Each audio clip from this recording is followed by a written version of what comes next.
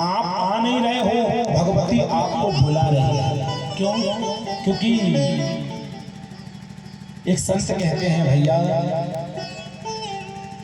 चंदा की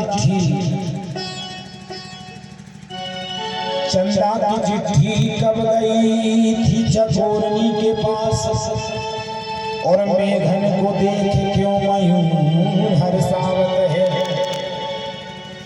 कहे पंडित दयाराम मन में विचार कर देख भाई, जिसका जहां भाव वो स्वयं चलवा। किसी तरह के कार्य की बाध्यता नहीं होती। जहां हमारा मन होता है जाने का, वहां पर हमें कोई कितना भी रोकने का प्रयास करे, व्यक्ति रोकेगा थोड़ी है। चाहे तूफान आए, चाहे बारिश हो, चाहे ठंडी हो, चाहे गर्मी हो, हमें वहां पहुंचना है। क्यों? क्योंकि हमें उससे मिलना है। ये तड़प अगर हृदय में है तो फिर हमें कोई नहीं रोक सकता। ठीक इसी तरह ये भगवती की कथा की तड़प भी होती है। जिसको एक बार ये लगन लग जाए फिर वो किसी के रोके से रुकता थोड़ी है। ये भक्ति का रंग एक बार चढ़ जाए तो फिर ये उतरता नहीं है। एक तो पहला ये चढ़ता नहीं है, और चढ़ जाए तो फिर ये उतरता नहीं है। अच्छा, ये भक्ति का रंग कभी कभी किसी किसी को ही चढ़ता है, सबके बस की बात नहीं है। और अगर एक बार चढ़ जाए तो फिर उतारने के लिए कितने ही प्रयत्न करो लेकिन उतरता नहीं है। एक बार क्या हुआ, एक गोपी यमुना के किनारे बैठी है, आंख बंद करके ध्यान करने का प्रयास कर रही है। उसी समय नारद जी वहां से निकल रहे थे। नारद ने देखा ये ब्रजबामा यहाँ क्यों बैठी है, अकेली बैठी है, क्या बात है? नारद जी पहुंचे। नारद ने पूछा, देवी क्या बात है, क्यों बैठी हो? अरे कहा, बाबा मैं यहाँ पर कुछ अभ्यास कर रही हूँ। नारद जी ने कहा, देवी तुम भी मूर्ख हो क्या? क्यों? अरे जगत का नियंता, जगत का परमात्मा, जगत का ईश्वर तुम्हारे इशारे पर तुम्हारे आगे पीछे घूम जाए, तुम्हारे घर माखन खाने आता है, तुम्हारे साथ पीड़ा करता है, और तुम उसे छोड़ करके किसका ध्यान कर रही हो? गोपी ने कहा, बाबा मैं ध्यान भगवान का नहीं कर रही हूँ, तो मैं उन्हें हृदय में बिठाने का प्रयास नहीं कर रही हूँ, तो मैं मेरे हृदय में बैठा उस मोहन को निकालने के लिए यहाँ बैठी। क्यों? अरे कहा, ऐसा चर्चा है निकाल रही हूँ तो नहीं निकल रहा है। आज ही की ये घटना बताऊं। गोपी नारद से कहते हैं, नारद जी आज की एक किस्सा बता रही हूँ। सुबह सुबह मैं गौ दोहन के लिए गई।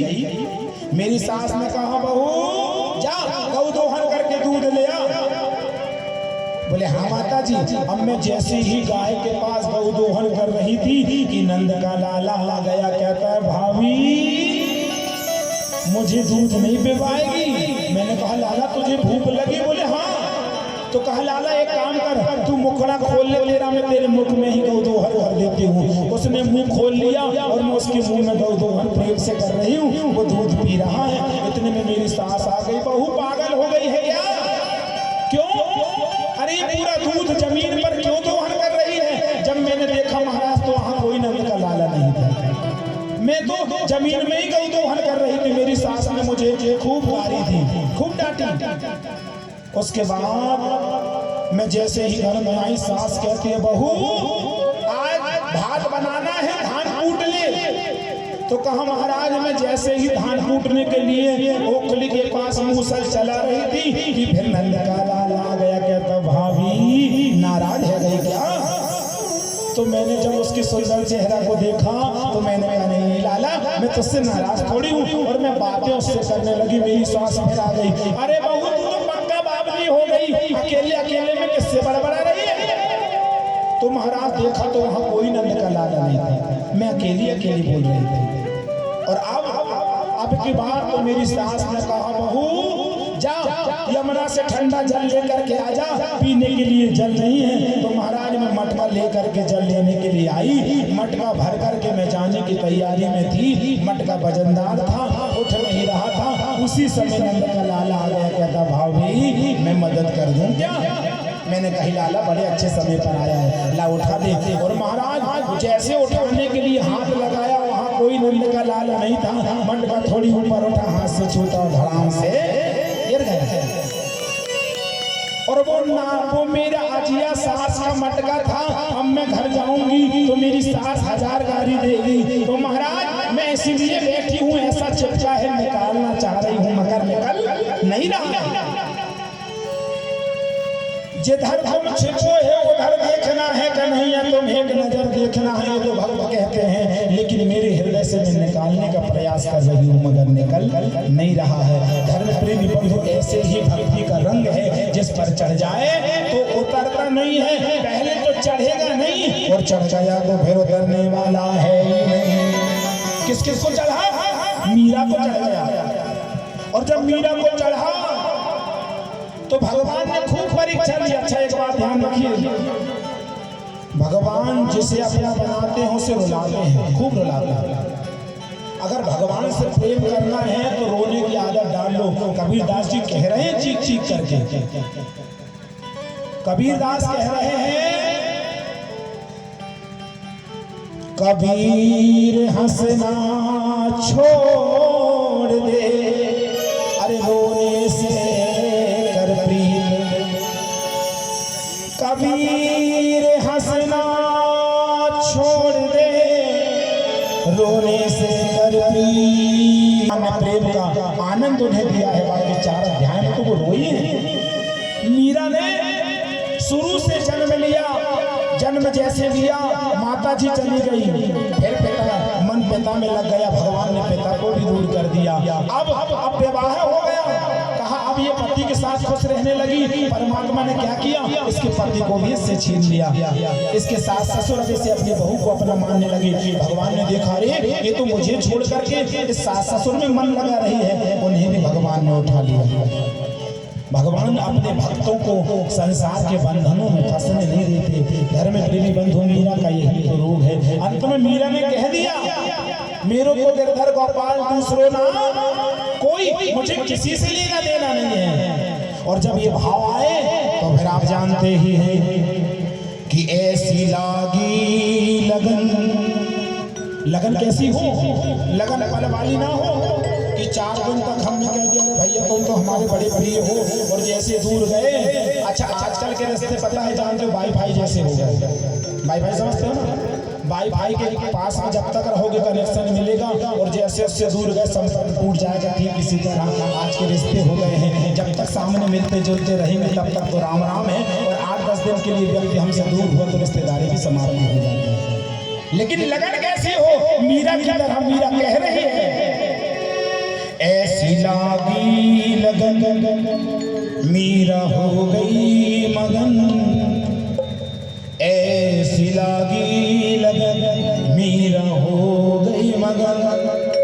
बत घड़ी घड़ी हरि गीत गाने लगी, और मैं चली मीरा रानी दीवानी कहाने लगी। ऐसी लागी लगन मीरा हो गई मगन, ऐसी लागी लगन मीरा हो गई मगन, ऐसी लागी लगन मीरा हो गई मगन। वो तो गली गली हरि गुण गाने लगी, महलों में गली गन के जो गए चली, मीरा रानी दीवानी कहाने लगी। ऐसी लागी लगन मीरा हो गई मगन। और जब लगन लग गई, परीक्षा देने के लिए राणा ने विष दे दिया। राणा ने विष दिया मानो अमृत पिया, राणा ने विष दिया मानो अमृत दिया, राणा ने विष दिया मानो अमृत पिया, राणा ने विष दिया मानो अमृत पिया। मीरा रानी दीवानी कहाने लगी, ऐसी लागी लगन मीरा हो गई मगन, ऐसी लागी लगन मीरा हो गई मगन। बतो घड़ी घड़ी मन गीत गाने लगे, ऐसी लागी लगन मीरा हो गई मगन, मीरा हो गई मगन, मीरा हो गई मगन। लगन कैसी हो? मीरा की तरह हो। धर्म प्रेमी बंधु, एक बार लगा लिया तो संकल्प ले लिया, कहने लगी भाई लगन तुमसे लगा बैठे, जो होगा देखा जाएगा, तुम्हें अपना बना बैठे, जो होगा देखा जाएगा। अब जब हमने उसे अपना मान ही लिया है तो फिर किसी से क्या डरना। और जब जब ये भाव मीरा के हो गए तो परम पिता परमात्मा को दौड़ करके आना पड़ा। फिर वो भगवान के पास नहीं गई, भगवान उसके पीछे पीछे दौड़ रहे हैं। ये भक्ति की शक्ति ही तो है। आज वेद व्यास जी जन्मजय को शक्ति की ही कथा सुना रहे हैं। और व्यास जी कह रहे हैं जन्मजय जानते हो एक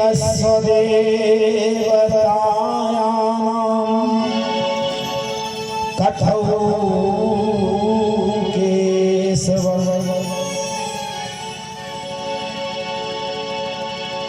जन्मजय आज बैठा हुआ है वेद व्यास के चरणों में और बैठकर के कथा का आनंद ले रहा है। सूत जी ऋषियों से कथा कह रहे हैं और यही कथा धर्म प्रेमी बंधुओं आज नारद भी अपने पिता ब्रह्मा से समझ रहे हैं। जब जब जब जब जन्मजय बैठा हुआ है, व्यास जी कथा कह रहे हैं, तो जन्मजय ने एक बड़ा ही सुंदर प्रश्न कर दिया। भगवान एक जिज्ञासा मेरे मन में आ रही है। क्या जिज्ञासा? कहा प्रभु आपने बताया कि संकट जब आता है देवताओं पर दौड़ी आती भवानी है। संकट आता है देवों पर दौड़ी आती भवानी है। अब मेरे हृदय में भी सुंदर एक वाणी है। कहा मेरी एक वाणी है, मेरा एक प्रश्न है जो हृदय में किलोरे मार रहा है। क्या प्रश्न है? कहा भगवान आपने बताया कि जगत जननी जगदम्बिका ने उन पापियों का विनाश कर दिया। शुंभ को मारा, निशुंभ को मारा, रक्त बीज को मारा, महिषासुर को मारा, अनेक दुष्टों को भगवती मारती तो है। और आपने ही जगत जननी जगदम्बा की विशेष कथा का श्रवण कराया। लेकिन मेरे मन में एक जिज्ञासा है। कौन सी जिज्ञासा? पूछो। प्रसीद तुम महिषाणी, प्रसीद जगदम्बिके, अनंत कोटि ब्रह्मांड नायिके, ते देवी नमो नमः। विष्णु को शक्ति जगत जननी जगदम्बा ने दिया।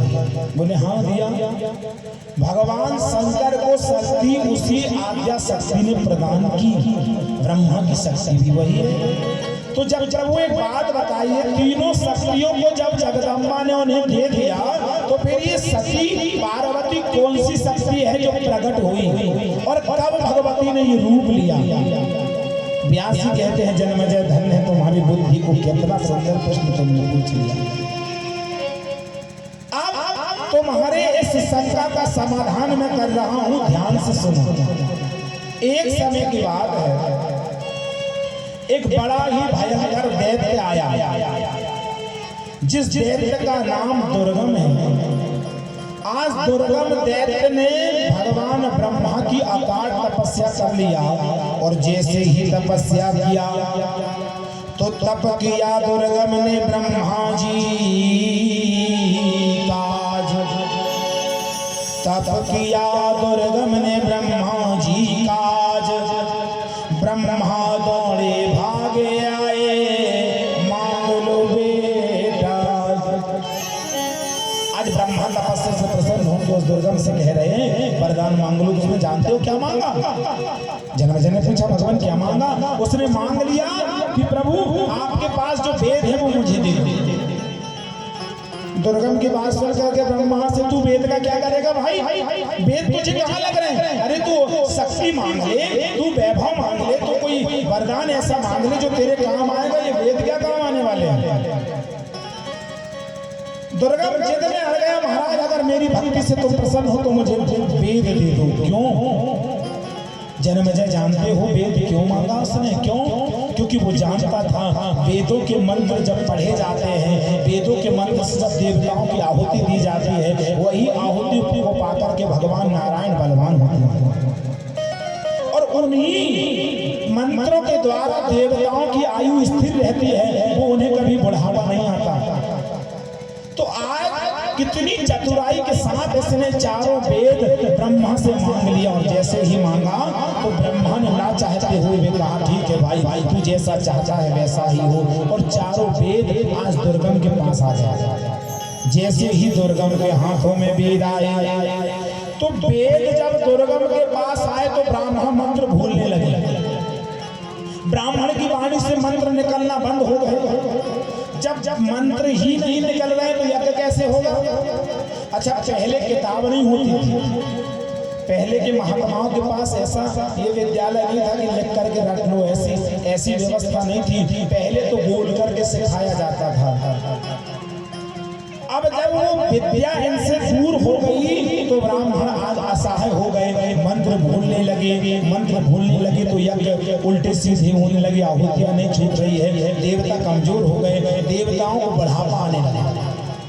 और जब यज्ञ नहीं हो रहे हैं, धर्म के कार्य नहीं हो रहे हैं, तो बरसात होना बंद हो गई, अकाल पड़ने लगा, पेड़ों में फल नहीं लग रहे हैं, पेड़ों के पत्ते गिर रहे हैं, पतझड़ आ रहा है, सूखा पड़ गया, अकाल हो गया, यहाँ तक कि आज भोजन की व्यवस्था समाप्त हो गई, पानी की जलाशय सूख गए।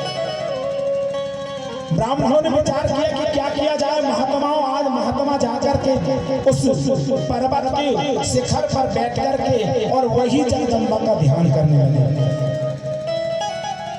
जगत जननी का जब आवाहन किया तो धर्म प्रेमी बंधुओं, इन महात्माओं ने अकाल तपस्या जगत जननी जगदम्बा की किया और भगवती प्रसन्न होकर के कहती है, महात्माओं ब्राह्मणों, क्या कौन सी समस्या आ गई जो तुम यहाँ पर इस घनघोर तप को कर रहे हो? और जैसे ही बताया कि माँ एक दुष्ट निशाचर ने ब्रह्मा से वेद ले लिया है, इसके कारण हम वेद मंत्र को भूल गए। क्या चाहते हो? माँ हम चाहते हैं कि आप उस दुष्ट को उसके पापों का दंड देकर के उससे वो वेद पुनः ब्रह्मा को दिला दे। और जब आवाहन किया तो आज 100 नेत्रों के साथ जगत जननी प्रकट हो गई, जिसका नाम शताक्षी पड़ गया। शताक्षी कह करके जब ध्यान किया, 100 नेत्रों के साथ जगत जननी जगदम्बा का प्रकट हो गई और चारों तरफ देखने लगी। जब देखा कि मेरे भक्त भूख से व्याकुल हैं, मेरे भक्त प्यास से व्याकुल हैं, तो तुरंत आज जगत जननी जगदम्बा ने उन सभी भक्तों को फल पुष्प इत्यादि जिसे जो साग सब्जी इत्यादि जब खिलाना पिलाना प्रारंभ किया, वहीं से जगत जननी जगदम्बा का नाम शाकंभरी हो गया। अब जब शाकंभरी नाम सिद्ध हो गया तो देवताओं ने कहा, मैया तुमने ये व्यवस्था तो बना दिया है, लेकिन ये कुछ क्षण के लिए है, जो इसका मूल कारण है उस काल को समाप्त कर दो। और आज उन्हीं के कहने पर जन्मेजय जगत जननी जगदम्बा ने दुर्गम नाम के दैत्य को मारा है। और जब दुर्गम दैत्य को मारा, भगवती ऊंचे स्वर में कहने लगी, ऋषियों मैंने आज दुर्गम को मारा है, इसलिए आज से मेरा एक नाम दुर्गा भी हो जाएगा। बोली दुर्गा मैया की बोलो जय माता दी। जोर से बोल लो, थोड़ा और जोर से। बस 2 दिन और उसके बाद फिर भैया तुम्हें लगे तो बोलो, नहीं तो मत बोलो, लेकिन 2 दिन तो मैं बोलवाऊंगा ही। बोली जगदम्बे मैया की जय। अब जैसे ही दुर्गम को मारा तो दुर्गम दैत्य को मार करके भगवती दुर्गा बन गई। और इसके बाद एक और दैत्य इसी के वंश में प्रकट हो गया। उस दैत्य के साथ भगवान नारायण ने और भगवान शंकर ने, भगवान ब्रह्मा ने, तीनों देवताओं ने मिलकर के युद्ध किया। 1000 वर्ष तक युद्ध किया। अंत में जब उस दुष्ट को इन्होंने मारा तो एक थक करके जब अपने आश्रम में अपने भवन में पहुंचे तो वहां पर विष्णु वैकुंठ में पहुंचे तो लक्ष्मी मैया खड़ी थी। भगवान शंकर कैलाश में पहुंचे तो आदि शक्ति महाकाली के रूप में विराजमान थी और ब्रह्मा के साथ महासरस्वती विराजमान। तो सरस्वती ने जैसे ब्रह्मा को देखा तो चूंकि सरस्वती वाणी में निवास करती है, मधुरता का परिचायक है, मीठे स्वर में ब्रह्मा का सत्कार कर लिया। लेकिन आज लक्ष्मी और महाकाली ने भगवान से जब मधुर शब्दों में बात नहीं किया तो भगवान ने इनका उपहास कर दिया। जैसे ही उपहास किया, अपमान किया, तुरंत दोनों शक्तियां आज वहां से विलीन हो गई। जब विलीन हो गई तो भगवान विष्णु भी कमजोर हो गए, भगवान शंकर भी कमजोर हो गए। क्यों? क्योंकि धर्म प्रेमी बंधु शक्ति जब तक है तभी तक शिव है। मैंने निवेदन किया था, शिव से शक्ति अगर दूर हो गई तो शिव भी सब बन जाता है। एक इंसान कब पूर्ण होता है? जब उसकी शक्ति अर्थात उसकी अर्धांगिनी, उसकी पत्नी उसके साथ हो। जिस जीवन की जो गाड़ी है ना, ये 2 पहिए से चल रही है, एक पत्नी और एक पति, ये दोनों अगर चले तो जीवन की जो जीवन रूपी गाड़ी बहुत वेग के साथ भागती है। अगर एक भी पहिया कमजोर हो जाए तो फिर ये गाड़ी ठीक से चलती नहीं है।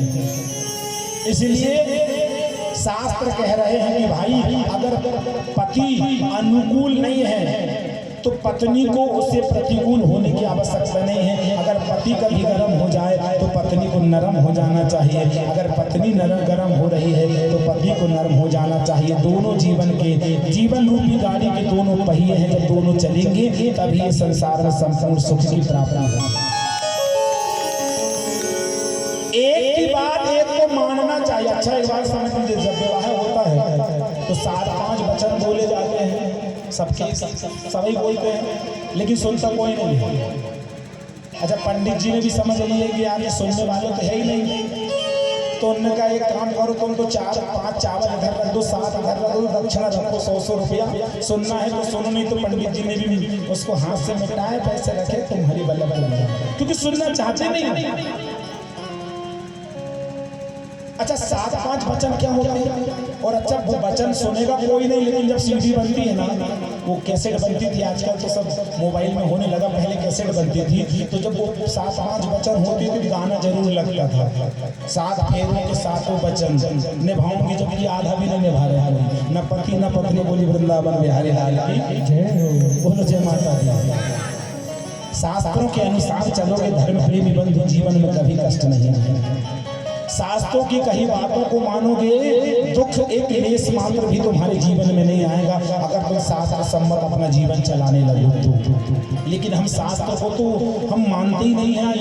ये सब पुराने लोगों के लिए है।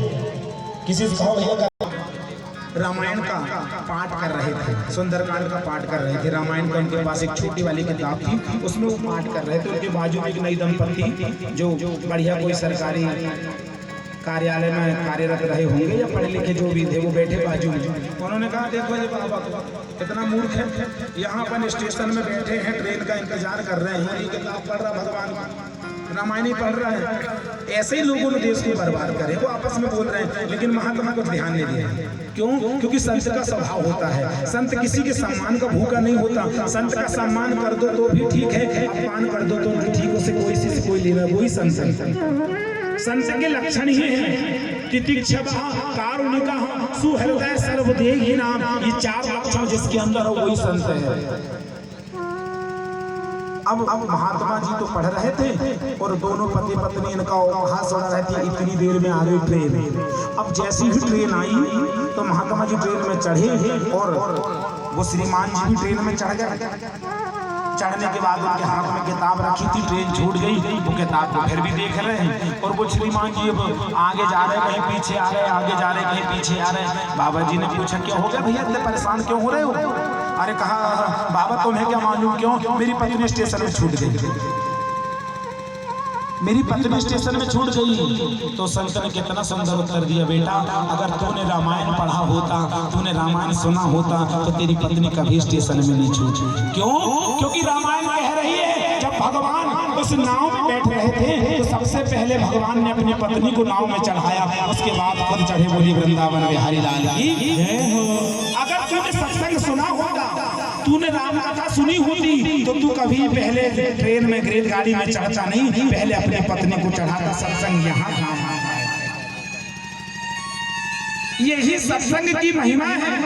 और अब सूत जी कह रहे हैं, ऋषियों की दोनों देवियां जब अंतर ध्यान हो गई तो देवता भगवान विष्णु कमजोर हो गए, भगवान शंकर कमजोर हो गए। और जब देवता कमजोर हो गए, महादेव कमजोर हो गए, तो इधर निशाचरों का बल बढ़ गया, अत्याचार करना प्रारंभ कर दिया। उसी समय एक दैत्य ने महा अत्याचार किया और भगवान ब्रह्मा से वरदान मांग लिया कि मेरी मृत्यु शंकर के पुत्र के द्वारा हो। क्यों? क्योंकि जानता था कि शंकर जी की जो शक्ति है वो अदृश्य हो गई है। अब शंकर जी का कोई संतान होगी नहीं और अपन मरेंगे नहीं, अपन अमर हो जाएंगे। लेकिन मैंने निवेदन किया, मृत्यु से कोई नहीं बच पाया। कितने अथक प्रयास कर लो आप, कितने ही प्रयास कर लो, लेकिन मौत से कोई बच नहीं पाएगा। जब जिसके जहां आएंगे वो खुद वो खींच के ले जाएंगे। गरुड़ पुराण में एक बड़ा सुंदर दृष्टांत आया है, सुनिए। एक दिन की बात है, एक सभा लगी हुई है भगवान की, उसी सभा में एक तोता बैठा है और वहीं पर गरुड़ जी भी हैं, सारे देव बैठे हुए हैं।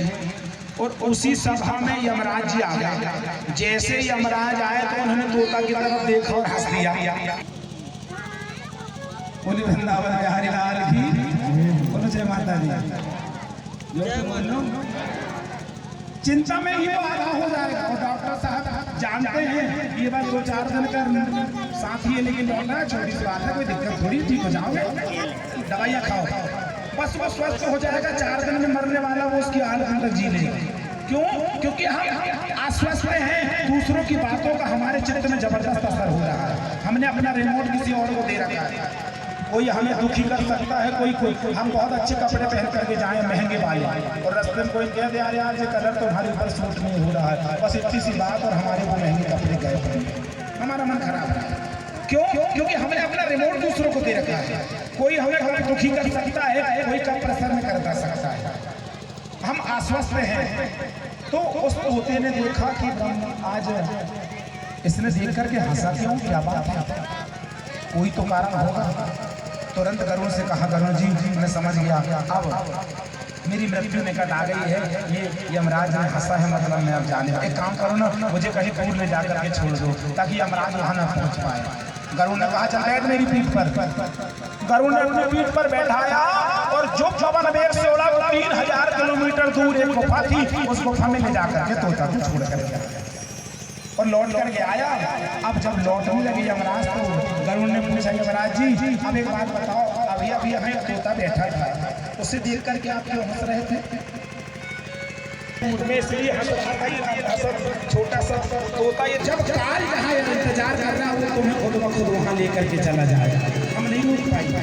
कई घटनाएं हमारे सामने भी आपने देखा होगा ना, हम कहते हैं अभी हम रोक रहे थे मगर रोका नहीं हो, हमने खूब बोले मत जा भैया, लेकिन वो माना नहीं और ये घटना हमको सुनने की वो नहीं रोक सकता भैया, क्योंकि हानि लाभ जीवन मरण जस अब जस विधि हाथ, ये 6 चीजें परमात्मा ने अपने हाथ में रखी है। कब किसे जन्म देना है, कब किसे मारना है, कब किसे हानि देना है, कब किसे लाभ देना है, कब किसे यश देना है, कब किसे अपयश देना है, ये भगवान जानते हमारे हाथ में है।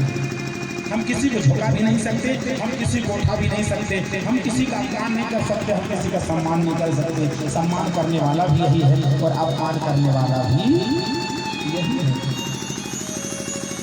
तो आज जब देवता आशा पुनः जगदम्बा से प्रार्थना किया, मां अब तुम एक काम करो, हमारे कार्य को सिद्ध करने के लिए भगवान शंकर का वर्ण कर लो। लक्ष्मी से कहा, महालक्ष्मी आप विष्णु का वर्ण कर लो। तो धर्म प्रेमी बंधु महालक्ष्मी समुद्र के मंथन के माध्यम से निकली और पुनः विष्णु को मिली और भगवान विष्णु बलवान हो गए। लेकिन आज भगवती जो महाकाली शक्ति है वो कह रही है मैं ऐसे नहीं जाऊंगी जब तक मेरा तपस्या वो ना करें, जो कोई मुझे पुत्री के रूप में प्राप्त करने के लिए ललाहित होगा तब तो मैं किसी के घर जाऊंगी। बोले मान भैया एक है दक्ष जो आपको कन्या के रूप में चाह रहा है। और जन्मेजय से व्यास जी कह रहे हैं, जन्मेजय दक्ष ने भगवती देवी की आराधना को किया और आराधना को करने के बाद माता उसके घर में कन्या के रूप में आई, सती के रूप में आई, शिव का वरण किया और शिव का वरण करने के बाद उसने अपने सहेलिया जब पूछा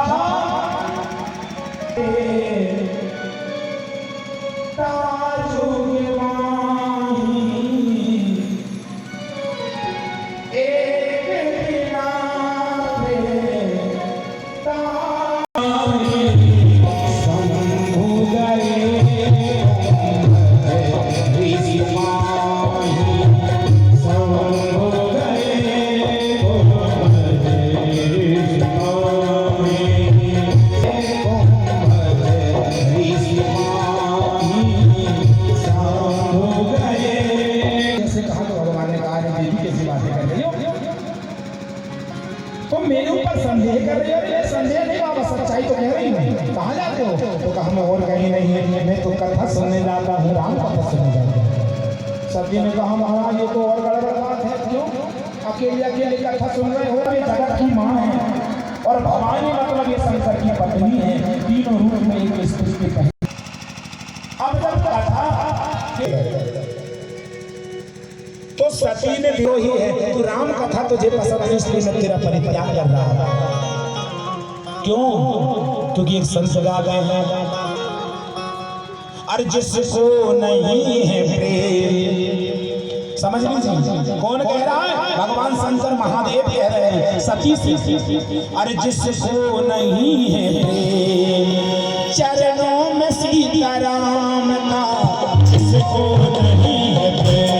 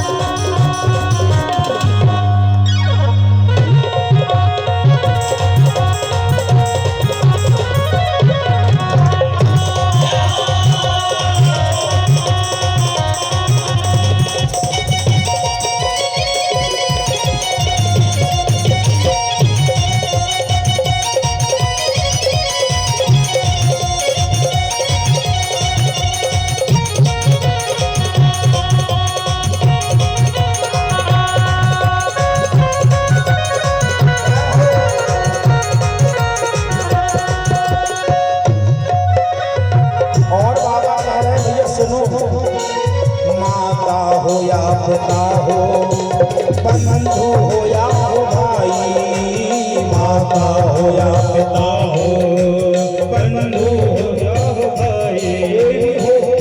अगर राम विरोधी माता है, राम विरोधी पिता है, राम विरोधी भाई है, तो बाबा कहना छोड़ दो, क्योंकि मैं छोड़ रहा हूँ किसको? अरे सबसे ज्यादा प्रेम व्यक्ति अपनी पत्नी से ही तो करता है ना। मैं अपनी पत्नी को छोड़ रहा हूँ, क्यों? क्योंकि राम कथा इसको अच्छी नहीं लगेगी, राम विरोधी।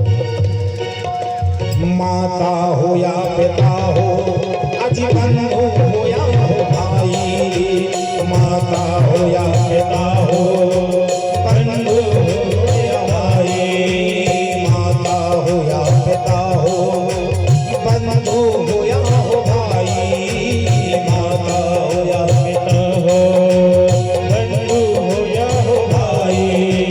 मतलब नहीं है उससे, अजी मतलब नहीं है उससे, जो होता नहीं है ना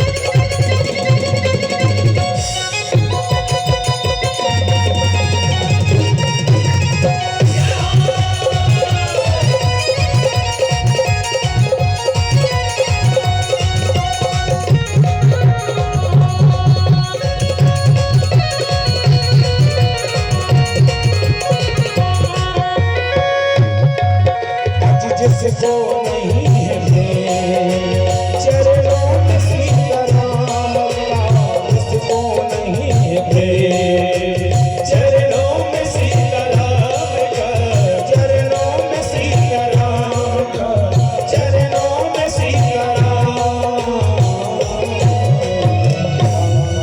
बोले शंकर भगवान की जय हो। बोलो जय माता दी, जोर से बोलिए। तो धर्म प्रेमी बंधु, अब राम कथा मुनि बरज बखानी और सुनी महेश परम सुख मानी। भगवान शंकर प्रसन्न, लेकिन सती के मन में जब जब कथा का रस नहीं देखा, सती के मन में जब कथा नहीं भाई, तो भगवान को कहना पड़ा, देखो भाई, जो राम का नहीं हो सकता, जो राम कथा का नहीं हो सकता, तो हमारा कैसे होगा। तो अब भगवान ने हाथ जोड़ करके प्रार्थना कर ली, अगस्त्य जी से हाथ जोड़ करके वेदा मांगे। मुनि सन वेदा मांगे त्रिपुरारी। अब जब विदाई का समय आया, हाथ जोड़ करके कहने लगे, अब हमें जाना है। तो जैसे ही जाना है कहा, तो भगवान शंकर कह रहे हैं, अगस्त्य जी आप कुछ हमसे मांगो, कुछ ले लो। क्यों? अगस्त्य जी ने कहा, कैसी बात कर रहे भगवान, मैं तुमसे क्यों मांगू? बोले तुमने कथा सुनाया है ना, तो तुम्हारा धर्म है, और धर्म के अनुसार मेरा कर्तव्य है कि मैं तुम्हें कुछ दूं, और तुम्हारा धर्म है कि तुम मुझसे कुछ लो। तो मांग लो, क्या मांगना चाहते हो? तो धर्म प्रेमी बंधु अगस्त्य जी ने कहा, महाराज ये लेना देना तो ये व्यापारियों के बीच में चल रहा है, किसी के बदले कुछ लेना, किसी के बदले कुछ देना, ये व्यापार है, ये भक्ति नहीं है। भक्ति में तो श्रद्धा होनी चाहिए, और मेरी श्रद्धा ये है कि आप कथा में आ गए, आपने कथा मुझ जैसे अज्ञानी से कथा सुनाओ। सत्य बात यही है। कौन सुन रहा है कथा? जो राम कथा के रचयिता ही है।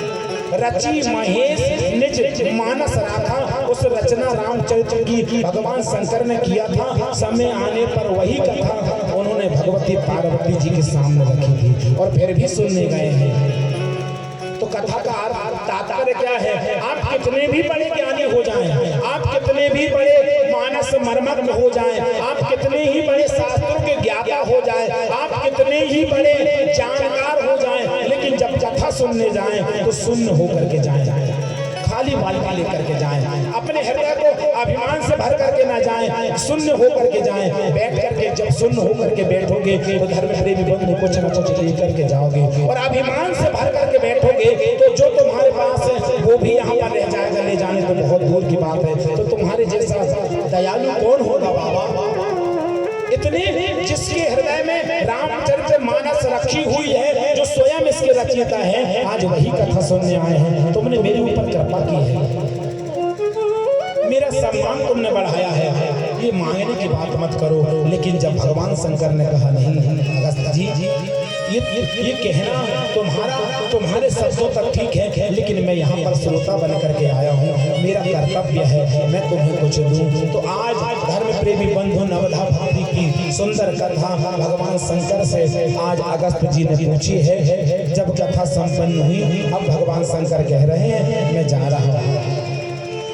और मुनि सन मांगे वेदा त्रिपुरारी,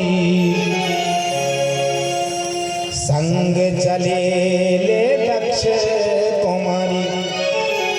जब आई थी तो परिभाषा कुछ और थी। जब सती शंकर के साथ कथा सुनने आई तो बाबा ने लिखा, कौन है? बोली नहीं, ये कोई साधारण नहीं है, ये सती है, ये जग जननी है, ये भवानी है। क्यों? कथा सुनने आए हैं। जो कथा सुनने जाए उसका सम्मान स्वयं परमात्मा बढ़ा देता है। बाबा ने भी कितनी अच्छी विश्लेषण आज भगवती सती के लिए लिखा। अच्छी नहीं लग रही? बोली जगदम्बे मैया की जय, बोलो जय माता। हो जाता कई बार, अच्छा सबको अच्छी लगे ये बात भी नहीं ना, सबको संतुष्ट व्यक्ति कर नहीं सकता। हो सकता भाई गुस्सा आ रही हो, अंदर का विवेक जाग रहा हो, इससे ज्यादा तो मैं जानता हूँ। बोले शंकर भगवान की जय।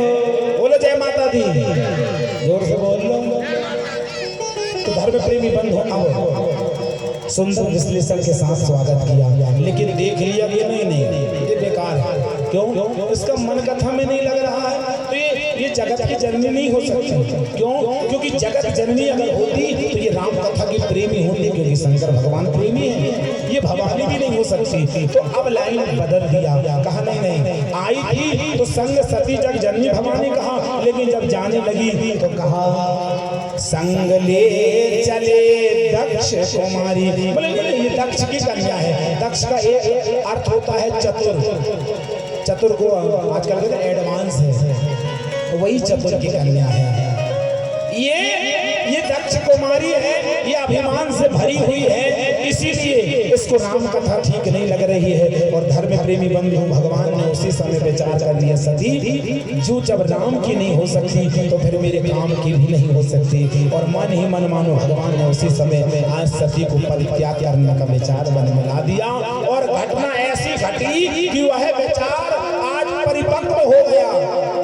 भगवान राम उसी समय अपनी पत्नी जानकी की खोज के लिए अपने भ्राता लक्ष्मण के साथ वन वन भटक रहे थे। जो रास्ते में मिलता है उसी से कह रहे हैं, कहे खग मृग है मधुकर श्रेणी, देखूंगा सीता मृग नयनी। आज सबसे पता पूछ रहे हैं, और आज यहीं पर सती के मन में संदेह। जैसे ही संदेह हुआ तो भगवान शंकर ने जब राम को देखा, तो जैसे ही राम को देखा तो भगवान शंकर जय सच्चिदानंद जग पावन, असी कहीं चले हूँ मनोज सच्चिदानंद कह करके भगवान शंकर आज दंडवत प्रणाम राम को करने लगे। और जैसे ही राम को प्रणाम कर रहे हैं, धर्म प्रेमी बंधु सती ने कहा महाराज पागल हो गए हो क्या? एक तो हम कथा सुनने चले गए जिसको ढेला का ज्ञान नहीं, वो खुद वो वक्ता स्वयं तुम्हारे प्रणाम करने के लिए आसन से कूद करके आ रहा है, मतलब वो तुमसे कमजोर था, वहां पर भी तुम कथा सुनने चले गए जबकि राम कथा तुम उससे अच्छी जान जाओ।